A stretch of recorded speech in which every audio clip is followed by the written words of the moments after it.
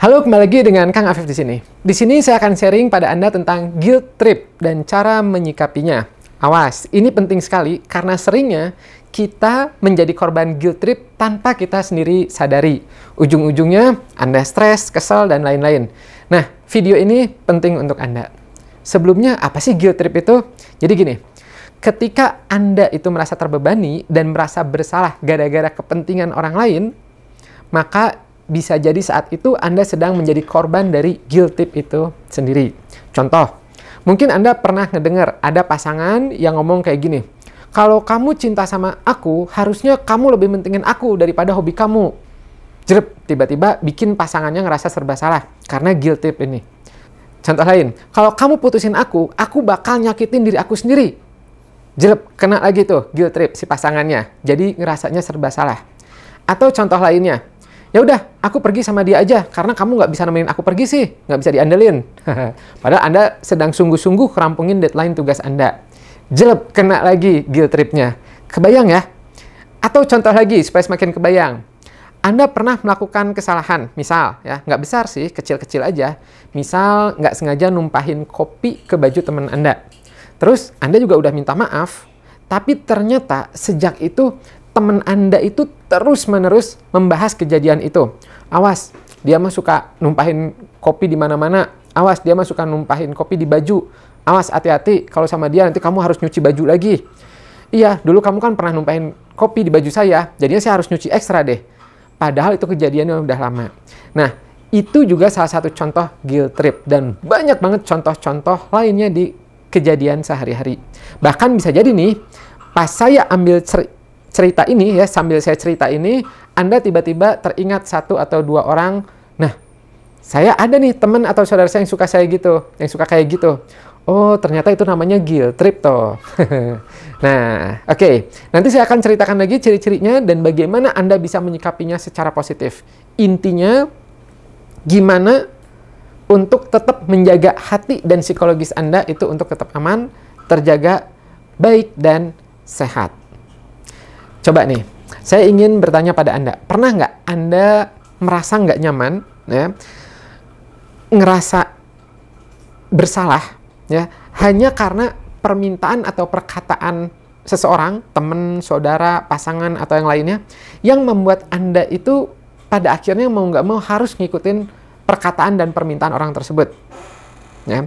Nah, kalau Anda ada yang pernah nih ngalamin ini, boleh ya komen di bawah ya gitu. Pernah, banyak, sering gitu. Nah, hati-hati. Ada kemungkinan saat itu Anda sedang menjadi korban guilt trip ini. Karena manipulasi perasaan ya untuk kepentingan dia ya yang bersangkutan. Nah, pada video kali ini saya akan share nih pada Anda bagaimana sih caranya untuk terlepas dari jeratan guilt trip ini dan juga membantu Anda yang mungkin relatif tidak berdaya melewati guilt trip ini karena tidak tahu apa yang harus dilakukan. Nah, video ini berarti untuk Anda. Atau untuk Anda yang ingin meningkatkan kedekatan dan keharmonisasian emosional dengan sekitarnya juga ya. Kemudian, yang ingin terbantu memperbaiki situasi yang nggak nyaman dan membuat pelaku guilt trip itu minimal tahu atau sadar ya bahwa perilakunya itu tuh ternyata nggak bagus. Karena terkadang pelaku guilt tripnya sendiri itu tuh nggak sadar loh bahwa apa yang dia lakuin itu ternyata meresahkan gitu ya, menekan kita-kita gitu.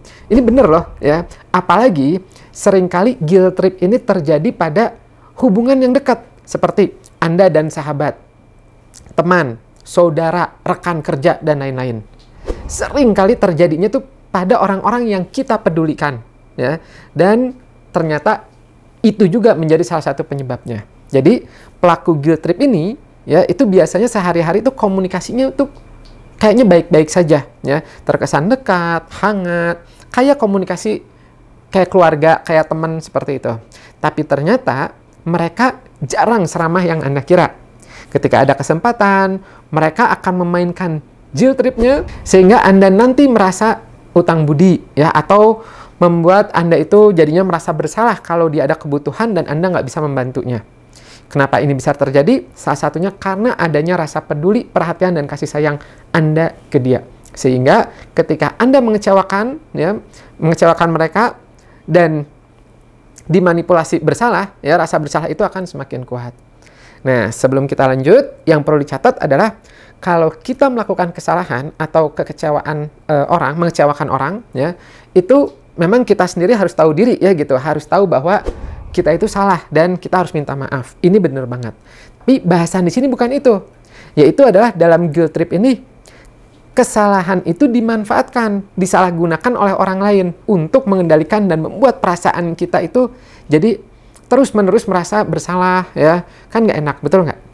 Nah, makanya seseorang yang melakukan guilt trip ini biasanya tuh memiliki tujuan untuk mengontrol pikiran, perilaku, dan perasaan Anda agar merasa nggak nyaman, ya, berutang budi, sampai pada akhirnya Anda itu ngikutin keinginan orang tersebut. Bahkan dalam kasus ekstrim, ya, pelaku guilt trip ini seringkali memanfaatkan korbannya, ya, terutama wanita, untuk akhirnya memuaskan nafsu pelakunya. Dan pada saat yang sama korbannya yang merasa dia yang salah. Aduh, kan gawat, ya. Jadi dia yang memanfaatkan, ya, tapi korbannya malah yang merasanya dia yang bersalah. Kan aneh. Dan ini sering terjadi, baik pada pertemanan maupun pada pasangan. Nah, selain contoh-contoh di atas, ya, seseorang yang melakukan guilt trip itu biasanya punya khas berikut ini. Biasanya dia itu selalu ngungkit-ngungkit kesalahan yang pernah Anda lakukan, meskipun masalah itu sebenarnya udah terselesaikan sejak lama. Kemudian biasanya ciri lagi adalah suka melakukan silent treatment, di mana dia, pelakunya itu akan mendiamkan Anda atau menghindar dari Anda untuk memutus komunikasi dan membuat Anda jadinya merasa sangat bersalah. Kemudian juga biasanya ciri-ciri berikutnya adalah suka menggunakan kalimat yang sarkas guna menyindir kesalahan kita sebagai korbannya. Kemudian juga biasanya ketika Anda, ya, berusaha untuk memperbaiki situasinya atau membereskan masalah, dia pelaku malah akan cenderung bersikap nggak peduli dan menunjukkan kekecewaan mendalam agar Anda semakin merasa bersalah. Nah, itu biasanya ciri-ciri pelaku guilt trip. Adapun dari yang saya baca nih, biasanya korbannya itu kebanyakan siapa coba? Kebanyakan wanita. Kenapa? Karena biasanya wanita memiliki rasa lebih bersalah, ya, merasa lebih bersalah, ya, atas apa yang dia lakukan dibandingkan pria. Kemudian yang terbanyak berikutnya, orang yang memiliki rasa percaya diri yang rendah, yang nggak pedean. Ini juga rentan, ya, terhadap perasaan bersalah, ya, yang mendalam, ya, daripada orang-orang yang memiliki rasa percaya diri. Kemudian orang yang pemalu, yang kurang tegas dalam sosial, introvert, ini juga seringkali lebih mudah menjadi korban guilt trip. Nah, sayangnya kalau dibiarkan terus-menerus, seseorang yang melakukan guilt trip ini, pelaku ini, bisa membuat kita sebagai korbannya tuh merasa nggak nyaman, ya, mengalami stres karena merasa bingung, ya gitu, takut dan lain-lain. Hal ini juga dampaknya apa? Bisa mengganggu aktivitas kita sehari-hari. Bahkan bisa sampai membuat hubungan pertemanan Anda dan dia, ya, hubungan kekeluargaan itu jadi pecah, muncul benci, permusuhan, ya, antara Anda dan dia. Itu kan sayang, ya. Nah, sekarang kita masuk ke inti materinya. Lalu Kang Afif, gimana nih, ya, jika kita sedang menjadi korban guilt trip ini, ya? Apa yang mesti kita lakukan? Tenang, di sini kami punya solusinya. Kalau Anda mengalami guilt trip, maka ada 5 langkah yang bisa Anda lakukan, ya, supaya Anda itu bisa terlepas dari jeratan guilt trip ini. Bahkan harapannya bisa memperbaiki pelakunya juga.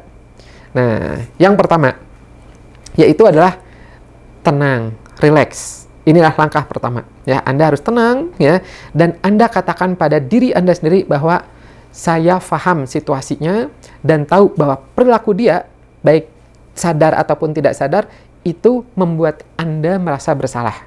Nah, ini penting. Jadi, langkah pertama adalah Andanya sendiri nih, ya, kitanya sendiri harus tahu dulu, harus sadar dan berpikir objektif. Oh iya, kok ternyata saya merasa disalahin terus, ya, gitu. Nah, Anda harus berani bersikap tegas mengatakan bahwa sebenarnya Anda tahu kalau perilaku dia itu membangun situasi yang cenderung memojokkan Anda. Anda seolah-olah dihadapkan pada situasi di mana Anda itu adalah orang yang harus bertanggung jawab atas segala sesuatu terjadi. Nah, kan jadinya nggak nyaman tuh. Nah, ini harus Anda pahami. Seperti misalnya, Anda sedang mengerjakan tugas ekstra dari kampus atau dari kantor, mengejar deadline. Sehingga hari Sabtu dan Minggu yang biasanya Anda keluar sama pasangan, Minggu ini Anda harus merampungkan tugas Anda itu. Ya. Terus tiba-tiba pasangan Anda ngambek, terus bilang gini, kamu pilih kantor atau saya? Nah, saya ingin tahu nih, kata si pasangannya, seberapa saya dianggap penting sama kamu, kantor atau saya? Ya. Nah, itu adalah situasi, ya, adalah salah satu pertanyaan jebakan yang bisa membuat pasangan, ya, itu merasa bersalah, ya gitu, ketika tidak memilih pasangannya, betul nggak? Ya. Nah, untuk langkah yang pertama ini, yang bisa Anda lakukan adalah tenang, rileks, senyum, terus kasih tahu pasangan Anda bahwa yang dua hal itu bukanlah perbandingan yang sepadan, dan setelah itu baru coba Anda berikan pengertian padanya tentang situasi saat itu, seperti apa, secara objektif. Ya. Ini langkah pertama. Terus langsung diikuti sama langkah kedua. Langkah kedua yaitu adalah tanyakan apa sih sebenarnya inti keinginan, ya, dari yang dia harapkan. Yes, daripada mempermainkan psikologis, ya, ngerasa serba salah, nggak enakan, dan lain-lain, coba Anda tanyakan langsung apa sebenarnya keinginannya. Ketika Anda melakukan ini, ya, bertanya apa keinginannya, secara nggak langsung, apa yang Anda lakukan itu adalah salah satu cara untuk menghindari guilt trip. Daripada Anda ngeduga-duga, sebesar apa ya kesalahan saya nantinya, ya, akan lebih baik Anda tanyakan langsung apa sebenarnya kemauannya. Hal apa sebenarnya yang dia inginkan dari Anda. Atau situasi seperti apa yang ingin dia wujudkan. Misal, kayak case yang tadi. Ya, kita tanyakan, ya, ke pasangan ini. Kalau boleh tahu, kenapa kamu nanya gitu, yang? Nah, terus Anda gali. Ya, misalnya ujung-ujungnya pasangan Anda ini menjawab, enggak sih, sebenarnya lagi sumpah aja di rumah. Pengennya keluar makan siang atau makan malam di luar, atau minimal muter-muter cari angin.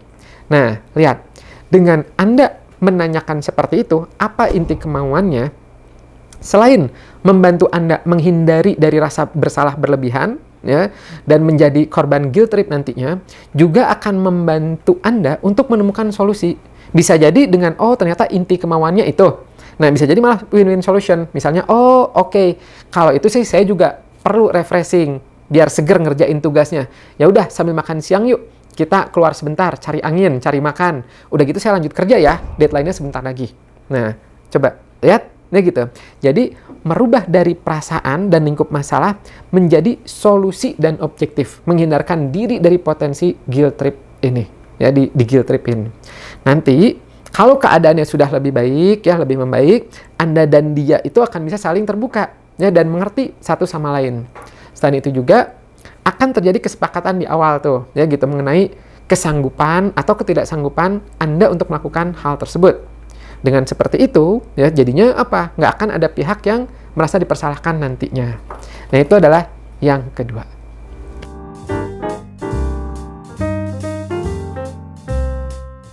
Yang ketiga, asertif. Jujur bilang ke dia kalau Anda tuh sebenarnya nggak nyaman diperlakukan seperti itu, ya, karena seakan-akan dia maksa Anda melakukan suatu hal.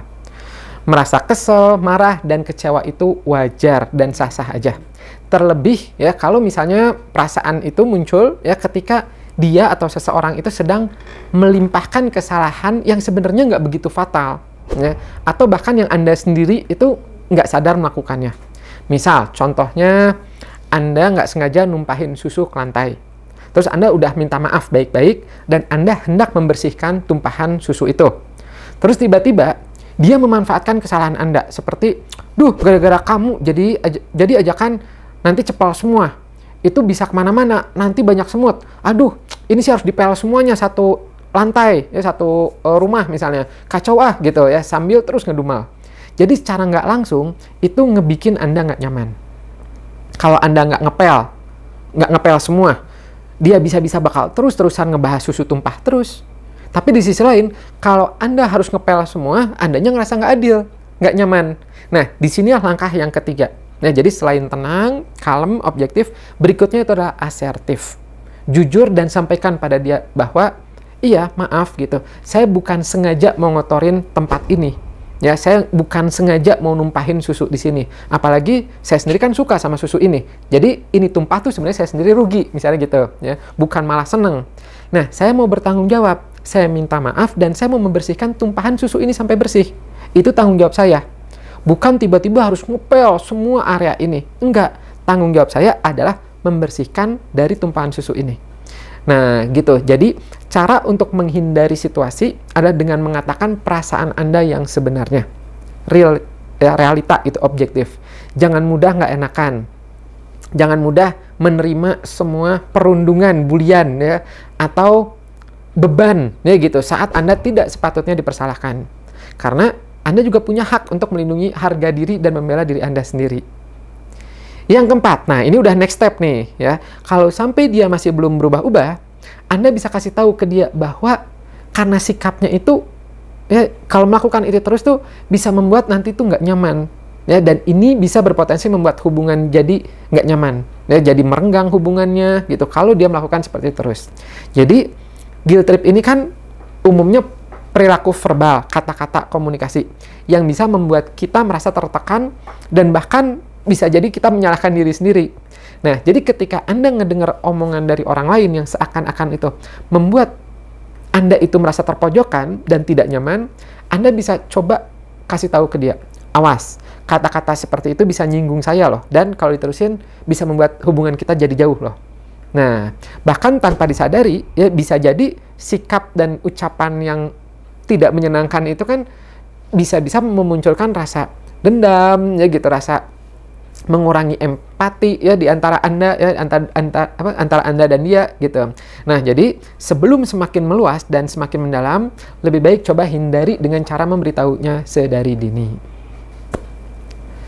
Yang kelima adalah konsisten.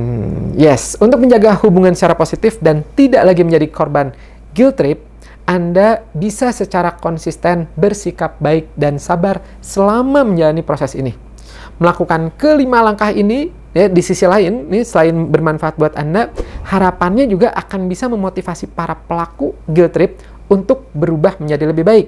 Ya, sekali lagi, karena bisa jadi dia melakukannya itu karena dianya sendiri nggak sadar.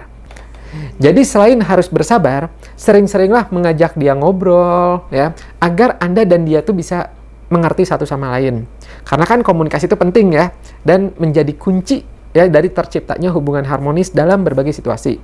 Nah, obrolan-obrolan kecil ini, ya, ini bisa menjadi salah satu cara ampuh untuk memperoleh rasa saling pengertian dan saling memahami gimana situasi dan kondisinya, jadi lebih berempati. Anda juga bisa beri pemahaman bahwa hidup itu unik dan dinamis. Kadang indah, apa yang kita ingini tercapai, kadang kebalikannya, nggak sesuai dengan keinginan kita. Dan sebagai manusia, ya kita harus bisa menerima hal tersebut. Perbanyak ngobrol, diskusi, sharing, komunikasi, sehingga dia bisa merubah sikap buruk yang sering lakukannya tersebut. Bisa jadi, ternyata dia hanya butuh teman ngobrol yang bisa mengerti dirinya. Jadi, jika Anda merasa dimanipulasi dengan orang-orang di sekitar Anda, baik itu pada bentuk guilt trip, ya, gaslighting, atau lainnya, sebelum Anda terus larut dalam penyesalan dan rasa bersalah dari perkataan orang lain, lebih baik lakukan dulu 5 hal yang tadi disampaikan, agar Anda bisa terbebas dari situasi guilt trip yang tidak menyenangkan tersebut. Cepat ambil langkah. Jangan sampai hubungan Anda dan dia justru berdampak buruk, ya, bagi hidup Anda dan merenggut kebahagiaan Anda. Anda itu layak untuk bahagia karena Anda unik dan berharga. Oke, sampai sini dulu videonya. Jika video ini bermanfaat, boleh klik tombol like-nya. Juga untuk Anda yang belum subscribe, klik tombol subscribe-nya dan pencet loncengnya agar Anda tidak ketinggalan video bermanfaat lainnya di channel Kang Afif ini yang membuat Anda berkembang dan sehat secara psikologisnya. Sudah? Setelah itu, kami juga sudah menyiapkan beberapa video bermanfaat lainnya untuk Anda. Jangan lupa simak ya. Bye-bye.